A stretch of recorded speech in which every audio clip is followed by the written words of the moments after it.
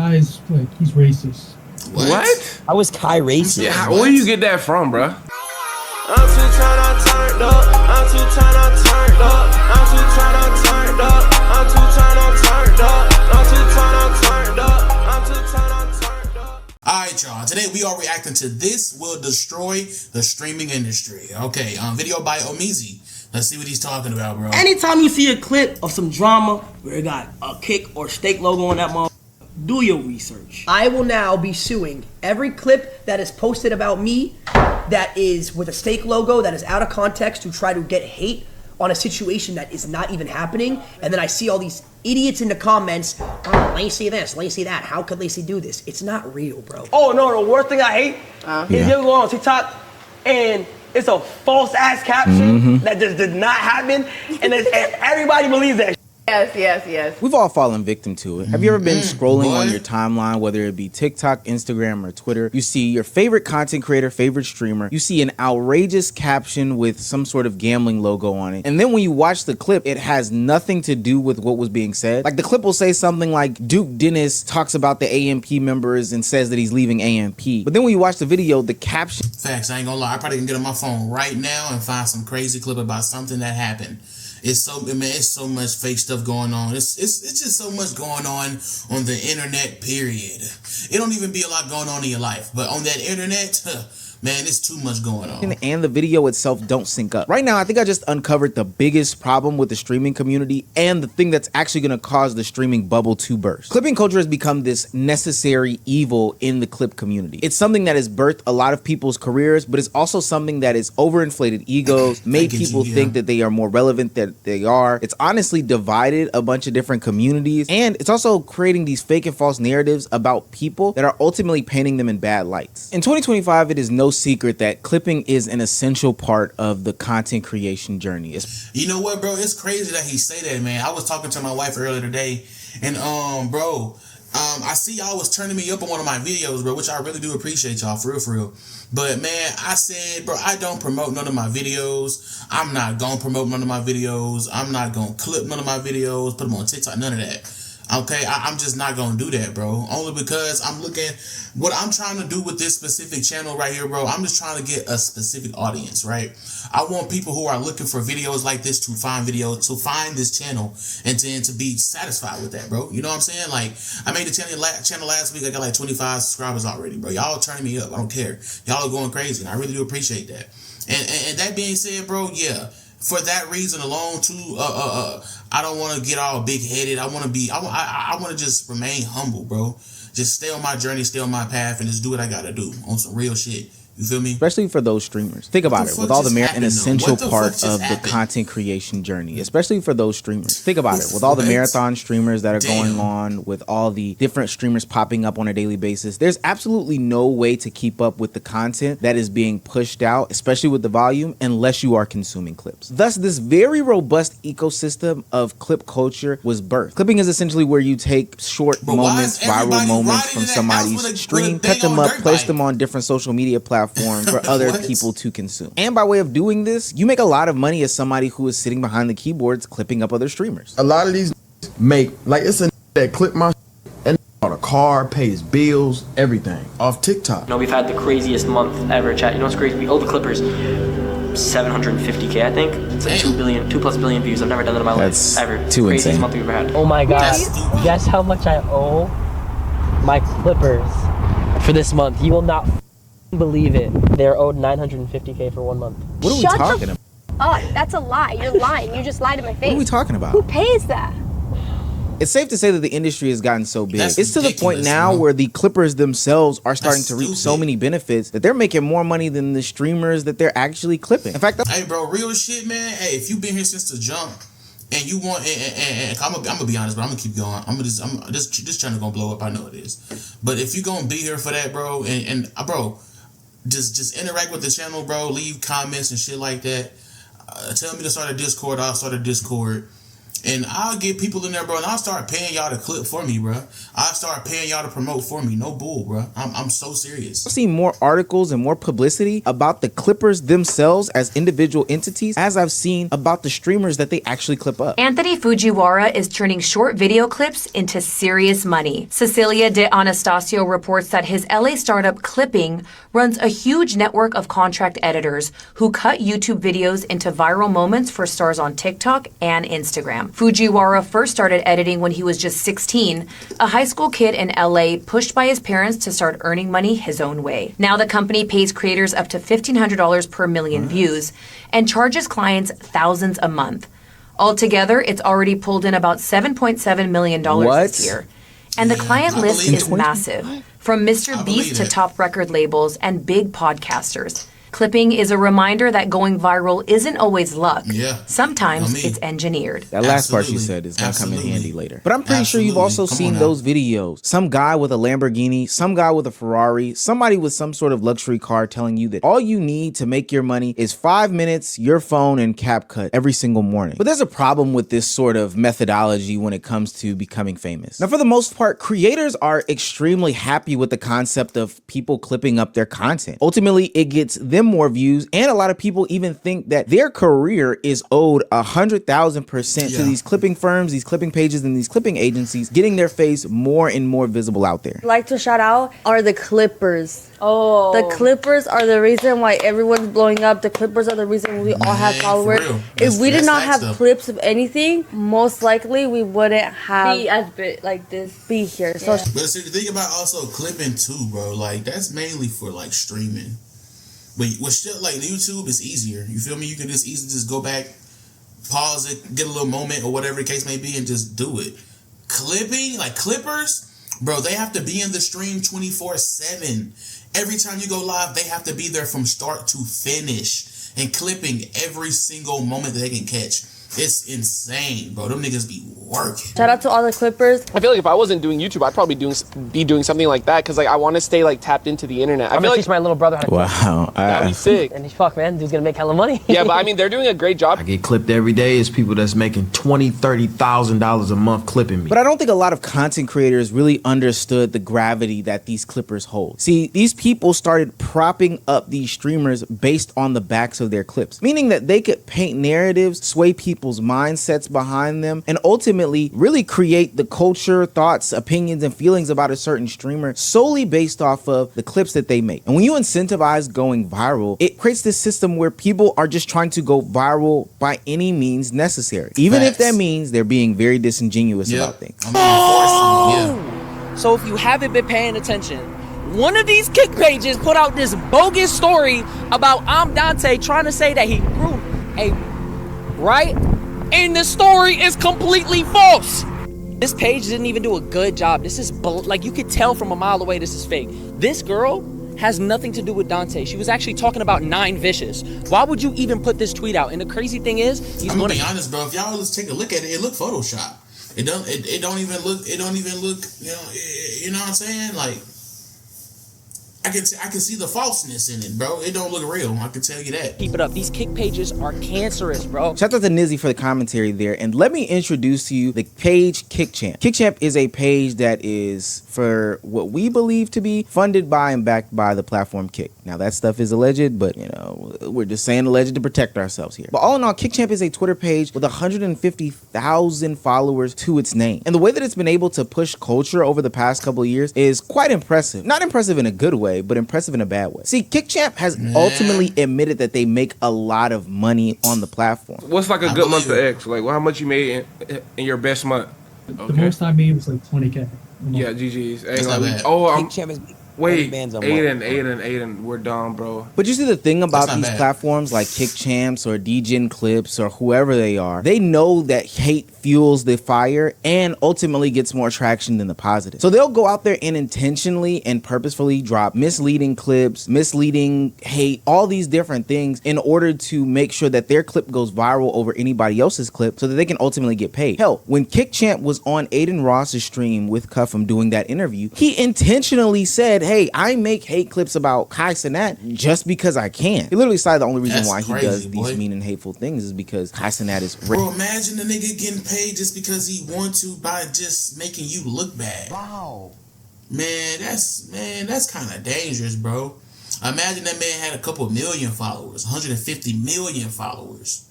Come on, bro. Nah, that's really dangerous, G.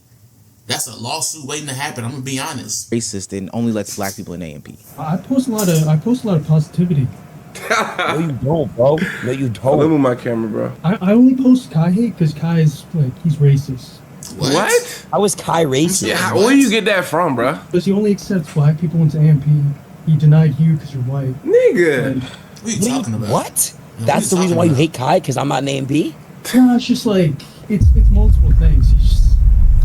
That's so parasocial. There's a couple things wrong with this. One, he is just flat out and just straight up wrong. Right. Brother is too invested. I'm telling you, bro, you niggas is weird. Okay, you niggas might be getting a bag, but you niggas weird as fuck too, bro. Y'all are too invested in this shit, bro. Right. Kai Cenat, a non-foundational member of AMP, only letting black people into AMP. It's just a silly notion. Especially because, too, at the beginning of AMP's inception, when the planning was going in to the group being founded and started, Aiden Ross was one of the first calls. I know that that's some deep lore, but Aiden Ross was a first call on that list to join the group. But KickChamp revealed something that we knew to be true. They put out misleading text. They put out misleading quotes. They put out misleading videos and captions and everything in order to get people to believe this hate narrative. Even if there are these community notes that Twitter puts out on the page, the damage is honestly already done. I want to show you an example. This is DGen Clips, a copycat clone of KickChamps, and is one of these streamer pages that honestly spreads negativity, hatred, and misguided clips throughout the community to create further division, etc., etc. Now, look at the caption that's placed in the video. J-Cinco had to get a second job because streaming wasn't working out, and he needed to do that in order to get his first house. Now, you would think that this caption is associated with this clip, so J-Cinco is going to talk about his second job, but listen to the exact words that J-Cinco says in the clip. Real shit, though, on a serious note, though, chat, we did just get approved for a new house, man. We just got approved for a new house.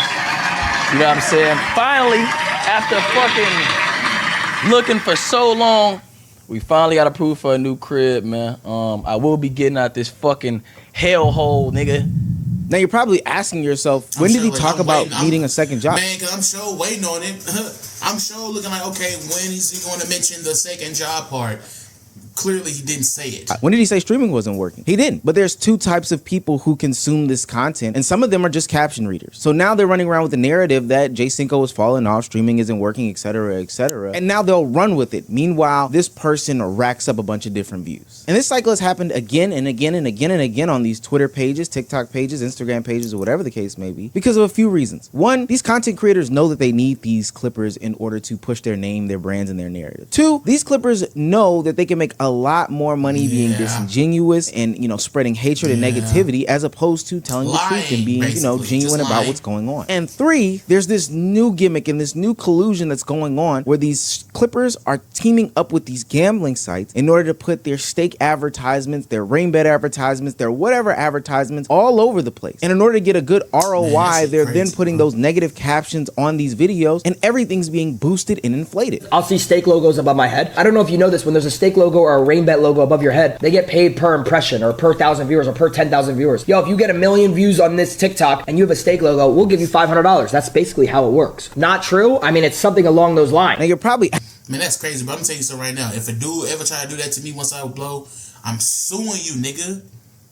Clip that. I promise you I'm gonna sue the fuck out you. Asking yourself, Omar, isn't this a violation? Well, yeah. That's why earlier in the video, Lacey was saying that he was looking to sue and take some sort of legal action against these clippers because they're basically using their likeness in order to boost said clip, which promotes this betting app to get people more addicted and hooked to betting because it looks like Lacey is endorsing it, Ron is endorsing it, Kai is endorsing it, whatever streamer out there is endorsing it. You see the nastiness? You see what's going on here? But it goes even further than that. If you remember when Kai Cenat and Aiden Ross aired their grievances out on the TL, one of the things that Kai Cenat mentioned is how the communities surrounding both of them are very toxic and very nasty, and they're, you know, going back and forth with each other, fueling these narratives, making the streamers believe, hey, there's something going on, and I don't necessarily like that. I told him this before anything, so I told Aiden, I said, bro, I'm gonna keep it a stack with you, bro. The reason why I've been distancing myself, bro, was because like this is what happened on the phone at 4 a.m. and I should have told you but like in my mental state, I wasn't in that mode to be ready to be on stream and like just ready to think. And I told him, I said, bro, let's be real. Anybody who's been in this community since 2020 fucking one, since the comparison's been starting, let's be real, Aiden, your community don't fuck with me. And that's the truth, gang. Now, there are a plethora of reasons as to how Aiden's community, Kai's community, whoever's community gets to the place that they are. But one of the big reasons is because these clippers and this clip culture has fueled negativity and hate. And it doesn't make it any better when allegedly streamers are paying these negative, nasty clip pages to put out this harmful rhetoric. That leaked screenshot of Aiden Ross saying that he would pay Kick Champ, the same Kick Champ that came on and said, hey, I put out these nasty racist things towards Kai Cenat. It's really disheartening. Now, I will say this, Aiden Ross has seemingly cleaned this up, said that he did talk to Kai Cenat about this and said that everything was squashed. Talk about the leaked messages. I'm not gonna lie, Kai hit me. Kai hit me about that. He was upset that I literally told Kai straight, I was like, bro, if you really think I would pay Kick Champ money to put out shit on you, you're out of your mind. It was about the reveal shit. He didn't hit me back, but I just want to clear that up for people that really think that I would pay money to Kick Champ. It's too much going on behind the scenes, bro. It's money involved now, bro. Everybody big. Everybody making too much money. You feel me? Now, these negative channels, they just getting too big to the point to where so many people are following them and they just spreading so much hate and negativity and lying so much. You feel me? It's starting to mess with motherfuckers' money, bro. People are starting to get looked at like crazy. People are starting to have a narrative. It's starting to be a narrative towards these people now. You feel me? Like it's very harmful, bro. It's crazy. To spread weird shit. When Kick Champ blocked me and he was posting shit about me and I had to pay to get it taken down. And Kick Champ, I told you, I dropped my lawsuit with you. I'm not suing you no more. But even in that explanation that Aiden Ross gave, he opens up an interesting conversation. Is it really worth it to have these clip pages? And do these clip pages have these streamers by the balls? Clipping thing's crazy too. Yeah. They're paying all the clippers now. Yeah, they are. So you don't have to pay your clippers anymore. I'm still gonna pay them. Why? I don't know. I saw you owe like 200K this month. Yeah, I mean, why are you washing my pockets, bro? I seen it, Starlet. They posted. I do. So that's crazy, bro. It's alright, bro. It's worth it. Neon, I don't even think that you believe that. As an outsider looking in, I understand that clipping is necessary when it comes to creating content. But that doesn't mean that these people aren't taking advantage of these streamers. You have to remain in these clippers' good graces and pay their wages, or else you'll be subjected to bad clips being put out about you. You could be the next. Exactly, bro. Like, it's like once you start paying them niggas, yeah, you know what? You're right. It's like once you start paying them niggas, bro, it's like they got you in a chokehold now. Cause it's like, yeah, nigga, I'm watching all your stuff. I'm in control of how people see you now. Keep paying me $500 a week, and yeah, I'm gonna make sure you look good on the internet. But guess what? As soon as you stop, as soon as that $500 turn into a $300 check, get what? Yeah, nigga, I'm gonna start making you look like doo-doo butt. Cause I got like 6 other channels already waiting to just do you dirty, nigga. Telling you, bro, yeah. It's not a good thing, bro. It could be very, very harmful to the creator. Absolutely. Into his pockets. Person, you could have the next hit piece. You could have the next lie be told about you just because you didn't go to the right platform. You're not hanging out with the right crowd of guys. Or hell, you're just the most viral thing right now. And it's cool to put out nasty clips about you and what you do and the content that you create and who you are as a person. A lie travels 2 times as fast as the truth does. So they don't really care about you. They just care about the money that they're making. Yeah, and some of these creators are paying a lot of money. But ultimately, what's the end goal for all this? After hearing how much Neon spent on streaming in a singular month, Ron posed a great question about the outcomes and the overall end goal as to what paying all these clippers can do for you. See, that's the problem though. The biggest problem is motherfuckers are taking streaming and turning it into something that it's not. If you want to do that, go do that somewhere else. I'm going to be honest with you. It's agree and I disagree. I think the problem with streaming right now is everyone's trying to do too many clips to the point where streaming isn't becoming streaming. The whole point of streaming to me is engaging with my community. You're like, people are worried about companies seeing you making like whatever it is, and I get it. It's all a business at the end of the day. But at the same time, it ruins the fundamental of why you want to become a streamer. And Ron has some valid points there. Are you building an actual audience if the only way that you're known for is the clips? Do people know you? Do people continuously watch you? Do they, I don't know, watch your YouTube videos of these clips, the longer form version? Do they actually come and tune into the streams? Are you able to then put out merch? Are you able to, have lines at TwitchCon of people that are endorsing you? Or it's too much behind the scenes, too much money involved. man, y'all giving people like Clippers way too much power, bro. Are you just another highlight reel on my doom scroll while I have my 30-minute lunch break from Walmart? The only thing they know about you is the fake comment that's being put at the top of the Twitter caption or on the Instagram reel. Now, Neon did have some interesting rebuttals to what Ron was saying in the conversation about why these streamers spend so much money on clipping. This is why I don't think that's true. Because companies, right? Companies, are they watching streams? Are they going on Twitch looking at streams, twitch.tv/neon, twitch. Whatever? No. They're seeing the clips. They're scrolling. The executives, they're scrolling. They see the shit come up on their phones. Collabs. You hit up someone. They're not, no, fucking Kevin Durant's not watching a Twitch stream, right? He's seeing clips. He's like, oh, this dude's funny as fuck. Let me bring him on. Or let me do some shit with him. The clipping industry is bigger than ever, and the Clippers need to get more respect for making careers. The Clippers made my career, right? They made my fucking career, bro. No one sits down. The idea of sitting down watching streams is starting to die out, and it's more about scrolling. They want to see quick shit. Their minds are fucked. The world is so cooked. I'm the same way. Motherfuckers are scrolling every second, right? Now, Neon does make some valid points there. Kevin Durant isn't watching an entire stream, but I do have to give Neon some pushback. And this isn't any hate directed towards any of these streamers, but I'm going to say what a lot of people aren't saying. A lot of streamers' careers are propped up by these clippers, and without any sort of clipping ecosystem, they would crumble, they would collapse, they would fall. They don't have any true or real fan base. Meaning, if these streamers don't then pour exorbitant amounts of money into this environment, into these clippers, then they won't be successful. That one clip that talked about the article surrounding the clipping culture with the Anthony guy that I showed earlier in the video, when she said that social media isn't necessarily luck, but it's engineered, that's what a lot of content creators are ultimately seeing in 2025, is an engineering and manufacturing of their success and their fame. And once you start to take swipes and bites and looks at these apples hard enough, you'll realize there's some truth to that. The botting scandal from earlier this year, when people switch platforms, they lose massive amounts of viewership. And then when you see people not running certain clip campaigns or being next to certain people, their views plummet. At some point, you would think that these content creators would become big enough to where their own audience would then clip them, or people who are just generous enough knowing that they can make enough money from their face value. Exactly, bro. See, that's exactly what I'm going for as well. Let's keep it 100, bro. Streaming is dying. Kai's Mafia-thon 3, that shit was not it. It wasn't, bro. That shit did not hit like Mafia-thon 2 or 1. Streaming is just not the same no more, bro. Because it's just oversaturated. Everyone is trying to do the same thing now. Everyone knows the method in terms of streaming. Go out there and just do stupid shit. Get clips, you get turned up. That's how it goes. And when it comes to streaming, bro, it's all about clips. It's all about clips.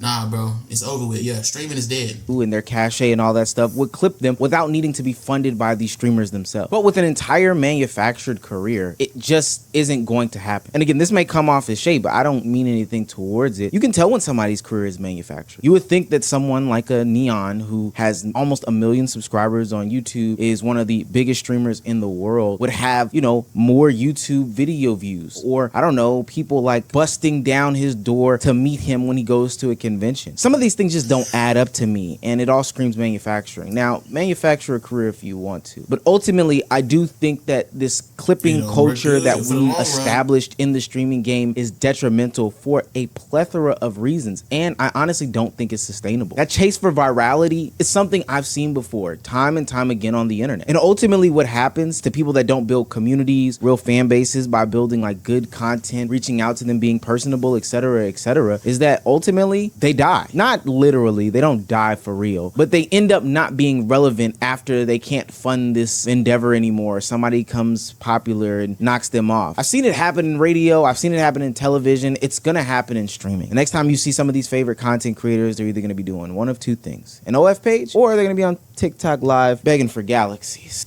Man, that's tough, bro. Honestly, bro, YouTube is where it's at. Facts. That's why I never left. Simple as that. Let me know how y'all feel about this in the comment section, bro. Shout out to Omizi.